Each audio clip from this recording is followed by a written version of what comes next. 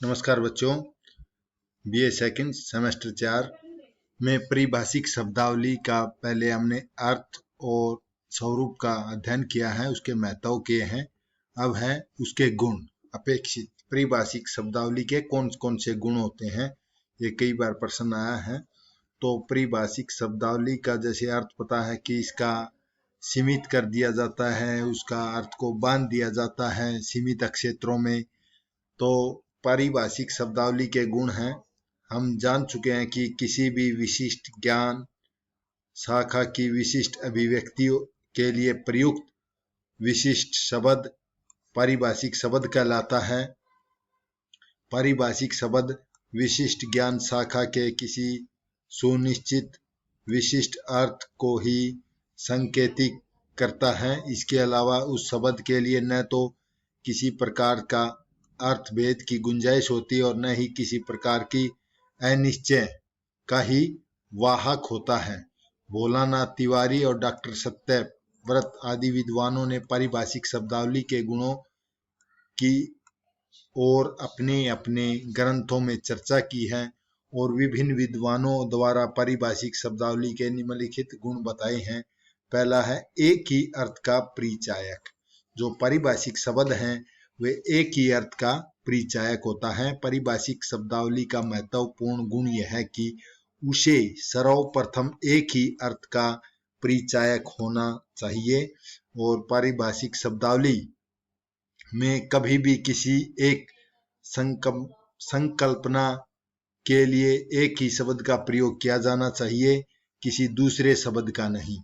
जैसे कि हमारे साहित्य में, कविता में एक शब्द के कई अर्थ निकल जाते हैं, कई भाव विचार निकलते हैं, परंतु पारिभाषिक शब्दों का सिर्फ एक ही विचार या एक ही अर्थ निकलता है। अगला है उच्चारण में सरल। पारिभाषिक शब्दावली का महत्वपूर्ण गुण उच्चारण में उसका सरल होना है। प्रयोगकर्ता के लिए इन शब्दों के उच्चारण में किसी प्रकार का कोई कठिनाई या हिचकिचाहट नहीं होनी चाहिए, न ही किसी प्रकार की कोई परेशानी का अनुभव होना चाहिए। यदि पारिभाषिक शब्द किसी विदेशी भाषा से लिए जाता है तो उसके अनुकूल पद्धति से अपनी भाषा में ढाल लेना चाहिए। ऐसा इसीलिए होना चाहिए ताकि उसका प्रयोग करने वाला उसका प्रयोग सरलता और सहज से कर सके। अगला है नियतार्थकता और परस्पर अपवर्जिता। तो पारिभाषिक शब्दों में दो गुण हैं, नियतार्थता और परस्पर अपवर्जिता। नियतार्थता का अर्थ है यानी कि सुनिश्चित अर्थ या सुबोध, नियत या स्पष्ट होना चाहिए। उसका अर्थ क्या है? सुनिश्चित होना चाहिए, स्पष्ट होना चाहिए। और अपवर्जिता का अर्थ है यानी कि उसे अर्थ विस्तार या उसका अर्थ छोटा कर देना, अर्थ संकोच के दोषों से पूर्णतः मुक्त होना चाहिए। तो पारिभाषिक शब्द को अपनी अर्थ की परिधि से कम या अधिक अर्थ अभिव्यक्त नहीं करना चाहिए, इसीलिए इसको नियतार्थकता और परस्पर अपवर्जिता भी कहा गया है। अगला है अल्पाक्षर।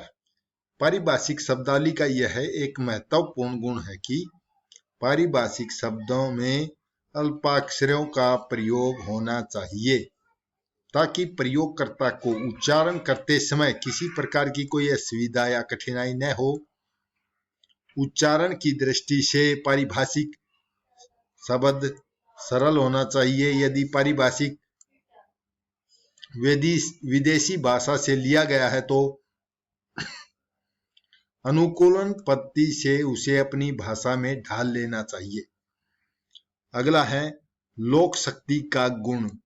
किसी भी मूल पारिभाषिक शब्द के लिए लोक शक्ति के गुण होना अनिवार्य है ताकि समय पड़ने पर उपसर्ग, प्रत्यय या अन्य शब्द जोड़ करके अन्य नवीन शब्द तैयार किए जा सकते हैं, एक ही मूल शब्द से निर्मित। अगला प्रश्न विशेषता है पारिभाषिक शब्द अर्थ की गहनता, सहजता, बोधगम्यता, स्पष्टता, उच्चारण में सुगमता लाने हेतु यथासंभव शब्द एक मूल शब्द से निर्मित होना चाहिए। ऐसा होने पर प्रयोगकर्ता किसी प्रकार की कोई असुविधा नहीं झेलनी पढ़ती पारिभाषिक शब्दों का प्रयोग अपनी आवश्यकता अनुसार सरलता और सूक्ष्मता से करने में सक्षम हो जाता है। संक्षिप्तता और सांकेतिकता। संक्षिप्तता और सांकेतिकता भी पारिभाषिक शब्दावली का एक आवश्यक गुण है। ऐसा इसलिए ताकि भाषा के नूतन संकेत वैज्ञानिक प्रगति को रेखांकित कर सकते हैं और किसी रूप या भाव के वर्णनात्मक अथवा शब्दात्मक संकेत अर्थ ग्रहण के माध्यम बन सकते हैं। संक्षिप्त माने छोटे या संकेत के रूप में वैज्ञानिक क्षेत्र में प्रयोग किया जाता है। अगला है समान श्रेणी के शब्दों में एक रूपता। सरलता बोधगम्यता के लिए समान श्रेणी के शब्दों में एक रूपता का होना पारिभाषिक शब्दावली का आवश्यक गुण है। इसके साथ साथ इसमें मिलते जुलते शब्दों को भी टटोलना चाहिए। ऐसा करने से किसी प्रकार की किसी भी गलतफहमी से बचा जा सकता है। दूसरी ओर संबंध संकल्पनाओं और चीजों के लिए एक श्रेणी के शब्द होने चाहिए, यानी कि उनको एक श्रेणी में बांध करके एक बोधगम्यता बना देना चाहिए, बुद्धि के समान, बुद्धि को आसानी से समझ में आ सके। अगला है शब्द की समांतरता एवं पृथकता। पारिभाषिक शब्दावली में प्रत्येक शब्द अपने आप में अलग एवं समांतरित होना चाहिए ताकि उसे पढ़कर सुनकर किसी अन्य पारिभाषिक शब्द का भ्रम पाठक या श्रोता में न हो, कोई भ्रम न हो, उससे मिलता जुलता न होना चाहिए। सरल और स्पष्टता। विभिन्न भाषाओं के लिए एक ही पारिभाषिक शब्द का प्रयोग होना चाहिए। एक ही शब्द को उच्चारण की दृष्टि से सरल और अर्थ की दृष्टि से एकदम स्पष्ट होना चाहिए। अगला प्रश्न है पारिभाषिक शब्दावली के निर्माण में राष्ट्रीयवादी संप्रदाय के योगदान को प्रतिपादित कीजिए। तो ये भी एक प्रश्न आ सकता है। तो राष्ट्रीयवादी संप्रदाय क्या है? राष्ट्रीयवादी संप्रदाय में वे विद्वान आते हैं जो मानते हैं कि देश में प्रयुक्त किए जाने वाली पारिभाषिक शब्दावली के लिए केवल संस्कृत भाषा के शब्दों का ही प्रयोग किया जाना चाहिए। तो इस विचार के प्रवर्तक हैं डॉक्टर रघुवीर सिंह। तो उन्होंने अखिल भारतीय पारिभाषिक शब्दावली के निर्माण के लिए महत्वपूर्ण कार्य किए हैं। तो उन्होंने इस विषय में निम्नलिखित अपने मत प्रस्तुत किए हैं। उनका है कि शब्द और विचार एक दूसरे से पूर्ण रूप से संबंधित होते हैं। नए विचारों के साथ नए शब्दों की आवश्यकता होती है।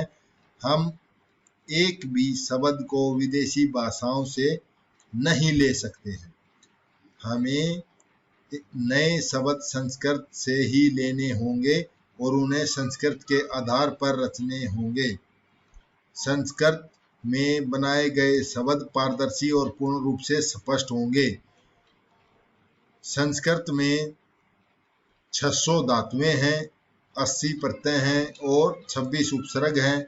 इसमें लाखों करोड़ों शब्द सरलता से बनाए जा सकते हैं। तो भारतीय नौजवान वैज्ञानिक संस्कृत पर आधारित पारिभाषिक शब्दों को सरलता से समझ पाएंगे। तो इन जो राष्ट्रीयवादी संप्रदाय का मत था, इन्होंने कहा कि संस्कृत के जो शब्द हैं उससे ही बनाने चाहिए, उनकी धातुओं में ही प्रत्यय उपसर्ग बना करके वैज्ञानिक शब्दावली में प्रयोग किए जाने चाहिए। तो दूसरी ओर देश के विद्वान मानते हैं कि राष्ट्रीयवादी विचारकों के इन विचारों को पूरी तरह स्वीकार नहीं किया जा सकता, क्योंकि वे हिंदी में प्रचलित विदेशी जो शब्द हैं, विदेशी तो क्या देशी तद्भव शब्दों को भी ग्रहण करने से इनकार कर रहे हैं। क्योंकि हिंदी में तो तद्भव शब्द भी आते हैं, देशी शब्द भी घुसे हुए हैं और अंग्रेजी के शब्द भी आए हुए हैं, तो उनको ग्रहण करने से इनकार करते हैं। तो इसका परिणाम यह होगा कि पारिभाषिक शब्दावली आवश्यकता से भी अधिक जटिल हो जाएगी और भाषा में उसका प्रयोग सरलता से नहीं हो पाएगा। लेकिन राष्ट्रीयतावादियों का मानना है कि अंग्रेजी में भी ग्रीक और लैटिन धातुओं के प्रयोग से पारिभाषिक शब्दावली का निर्माण हुआ है। पहले वे जटिल थे, एक बार से चलन आ जाने के पश्चात योग्यतम नियम के आधार पर जटिल शब्दों की समाप्ति अपने आप हो गई थी। तो जो राष्ट्रीयवादी है उन्होंने कहा कि जिस प्रकार अंग्रेजी और ग्रीक और लैटिन की धातुओं में शब्दावली का प्रयोग किया जाता है, तो उसी प्रकार संस्कृत में भी वो जटिलता समाप्त हो जाएगी। तो इसी प्रकार संस्कृत की जो जटिल शब्दों के भाग्य का भी निर्णय स्वयं हो जाएगा यदि वे अंग्रेजी और विदेशी शब्दों का उपयोग या संपर्क के कारण जब जटिल और स्पष्ट लगते हैं, तो संस्कृत शब्दों से बनी पारिभाषिक शब्दावली भी अपने आप बाद में आसान लगने लगेगी। तो इस संदर्भ में आचार्य देवेंद्र नाथ शर्मा का मानना है कि पारिभाषिक शब्दावली सामान्य बोलचाल में ही नहीं आती, यह तो केवल विशेषज्ञों, जो विशेषज्ञ हैं उनकी भाषा है, विशेषज्ञों के द्वारा प्रयुक्त की जाती है, और यह शब्दावली तो भावी पीढ़ी के लिए इसलिए इसका जटिल होना स्वाभाविक ही है। इधर भारत के कुछ प्रयोगवादी अथवा हिंदुस्तानी संप्रदाय के विद्वानों का मानना है कि भारत एक मिली जुली संस्कृति है और इसकी पारिभाषिक शब्द ऐसे होने चाहिए जो संस्कृत, अरबी, फारसी, तुर्की, अंग्रेजी तद्भवदेशज शब्दों के सह प्रयोग से बने। तो कुछ विद्वान मानते हैं कि ये लोग अतिरिक्त भावुकता से पीड़ित हैं और इनकी सोच में न तो व्यवहारिकता है, न बुद्धि सम्मत है, तार्किकता है। यही कारण है कि संप्रदाय के विद्वानों ने जो कुछ भी पारिभाषिक शब्द बनाए हैं वे हास्य के शब्द के प्रतीक होते हैं। तो अगला है पारिभाषिक शब्दावली के निर्माण में अंतर्राष्ट्रीय संप्रदाय का योगदान बताइए। तो ये प्रश्न आ सकता है।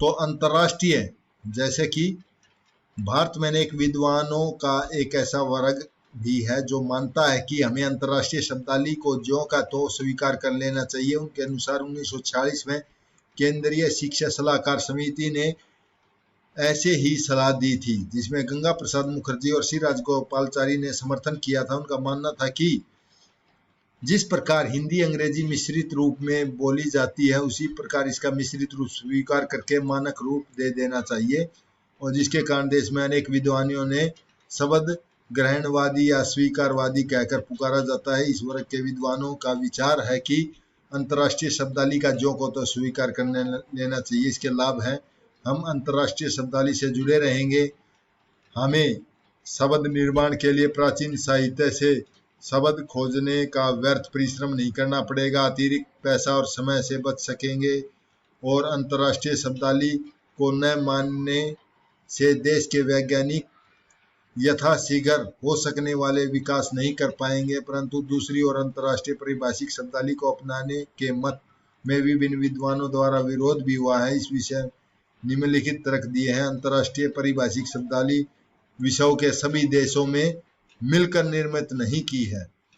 यह यूरोप के केवल 2-3 देशों में सामान्य और सामान्य रूप से प्रचलित शब्दावली है। यह सभी देशों के द्वारा स्वीकृत शब्दावली भी नहीं है। अंग्रेजी के सभी शब्द हमारी पारिभाषिक शब्दावली के अंग नहीं बन सकते, क्योंकि संसार की कोई भी समृद्ध भाषा इसे स्वीकार नहीं कर सकती।